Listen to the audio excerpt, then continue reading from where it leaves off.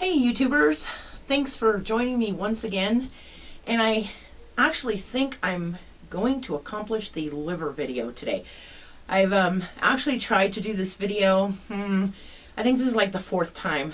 And every time I either forgotten to turn off my phone and my phone has gone off, or somebody's knocked at the door, or something. So I'm hoping I can get through this one and get this one out to you guys.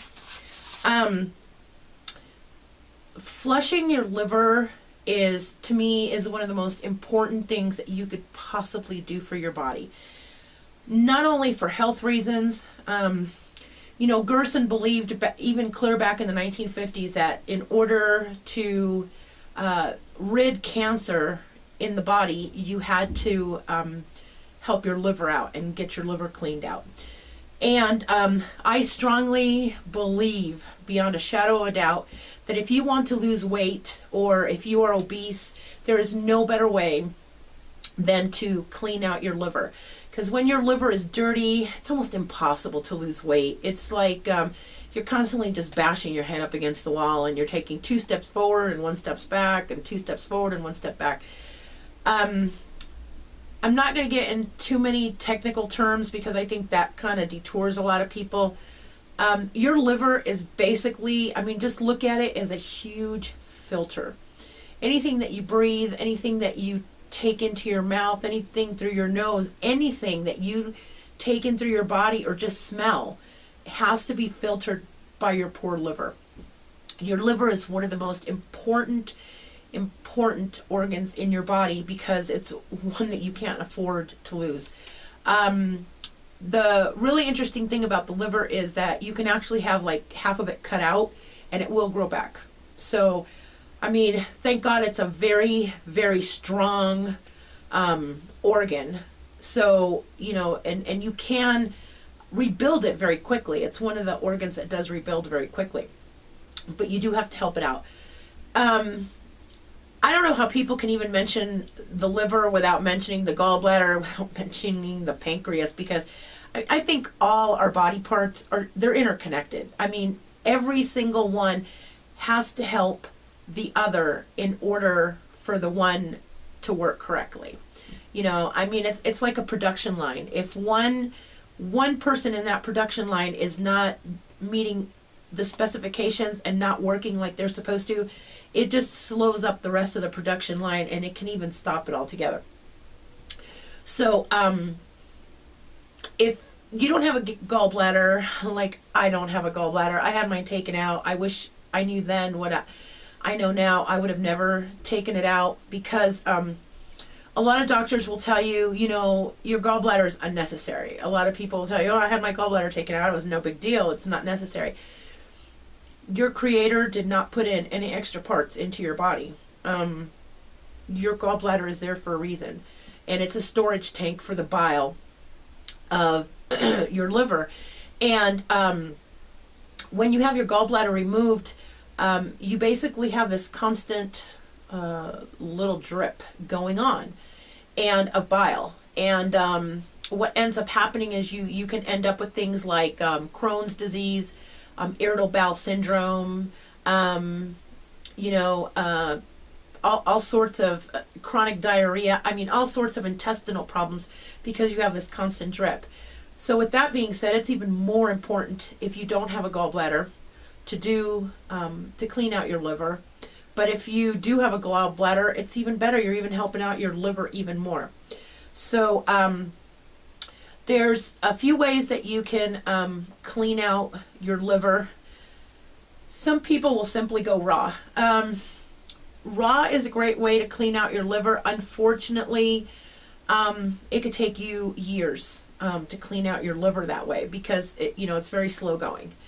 So I'm one of those people. I like to jump right in. I like to take care of things.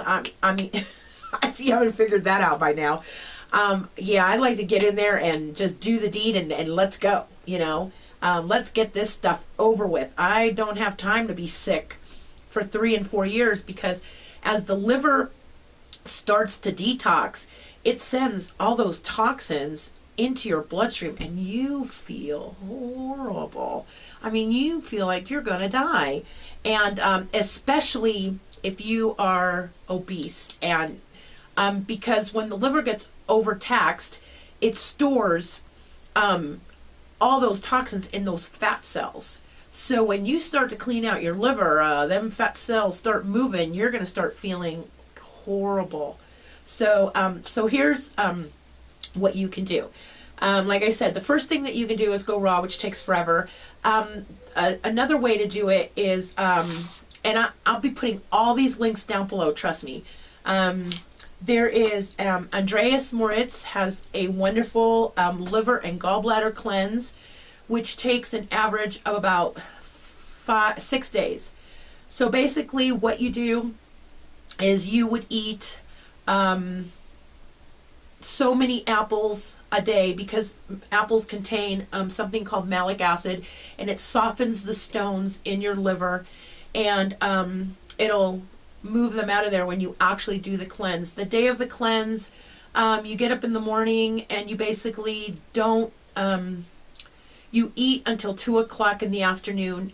All the 5 days you try not to eat anything real cold, because you don't want to give anything cold to the liver. You want everything to go along really good.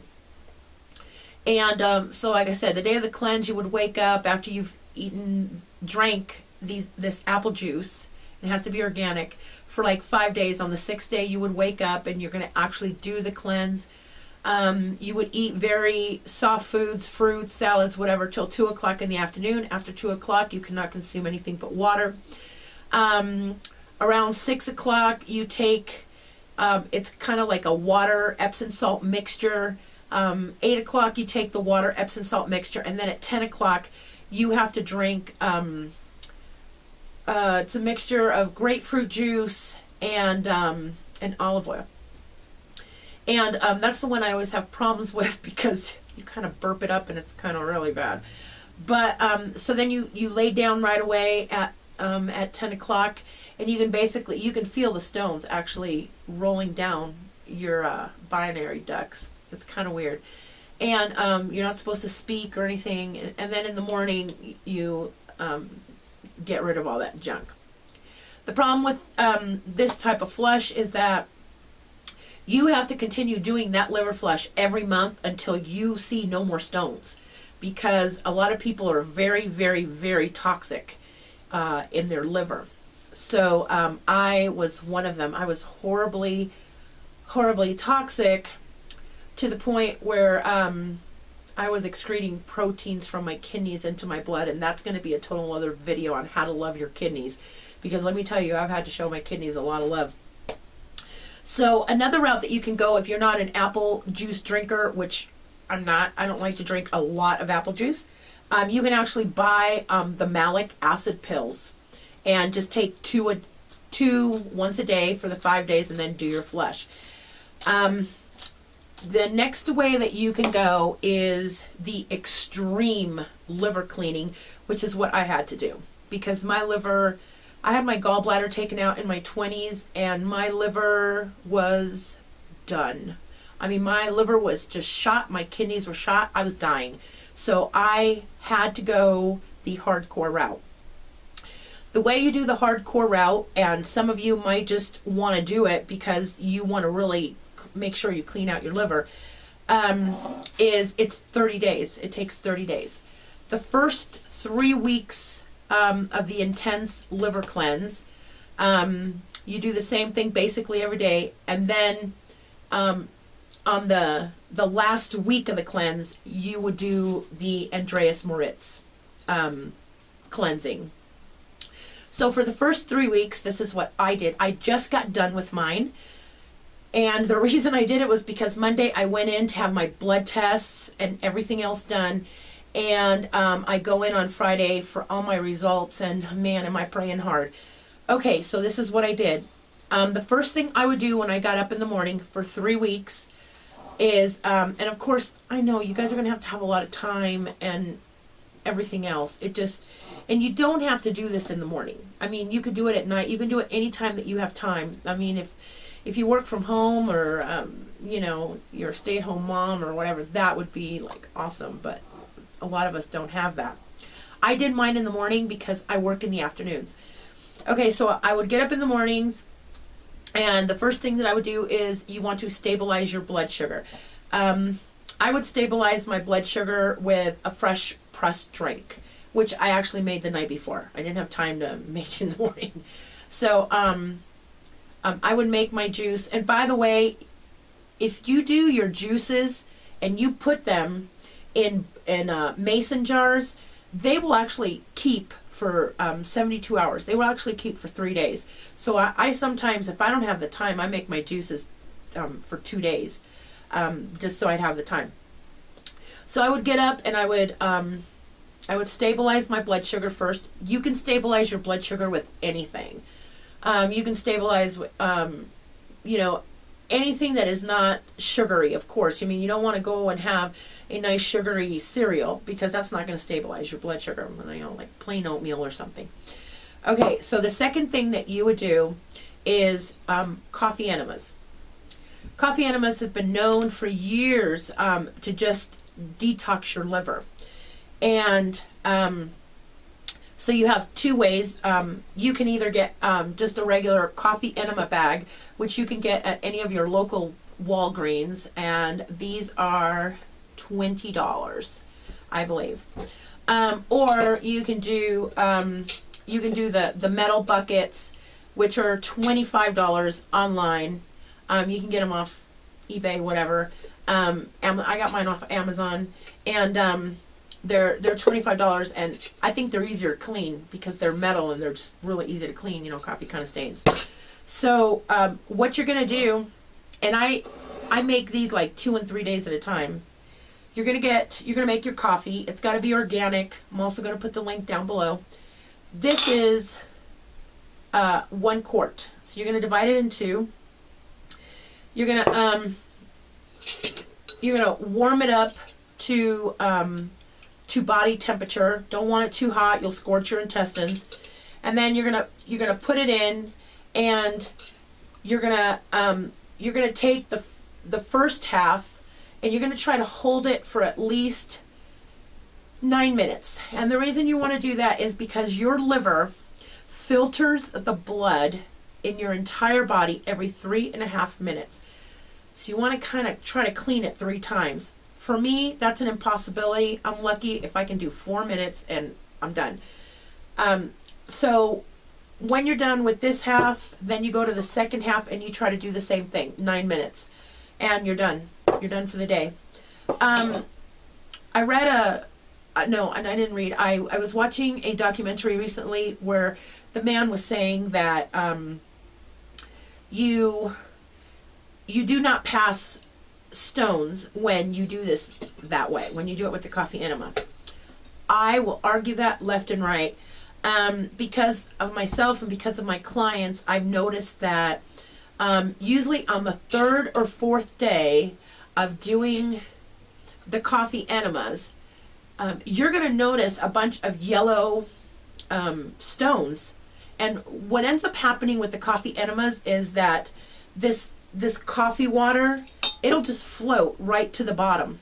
And what you're left with on the top is all your stones floating because they have fat in them. So they usually on about the 4th or 5th day, I've known clients, but myself personally, I can attest to like thousands of stones just floating at the top of the water. And as you get closer to your 30 days, you're going to notice that there's less and less and less stones. Some of the stones, the newer stones, are very yellow, but you will have some greenish stones, and you're also going to notice some black stones, those are your old stones. Okay, so after I perform my enema, what I do is I will drink coconut water. And the reason I drink coconut water is because coconut water hydrates you. So you sometimes you get dehydrated from enemas. So I will drink a glass. If you love coconut water, drink 2 or 3. It'll hydrate you. If you do not like coconut water, I will also put a link to a homemade hydrating electrolyte drink that you can make at home. So that's that. And then at the end of my day, I ended off with a liver detox drink, which I will also be putting the link down below. How to make it, how to take it, how to everything. And what's in here is basically, there's some green apples, there's some ginger, there's some garlic. It's actually, it sounds horrible, but it's really, really good. I mean, I just love it. I love the tanginess because it's got lemons in it too. But what that does is that's going to soften up all the stones and everything and help them to get through a little bit faster. So basically that's it. You just basically do the hardcore stuff for 3 weeks, and then on the 4th week you would start incorporating. You would still do the coffee, you would still do everything else, but you're going to add the malic acid pills. And then on the last day, you're going to do the major flush and you're done.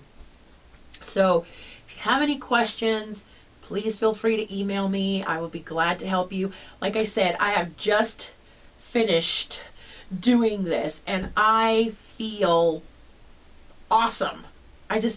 Awesome. I feel great. I'm hoping that all my wonderful numbers will be great. One thing that I do want to say about the coffee enemas is that when I went into my doctor, I have high blood pressure and I also had very high cholesterol.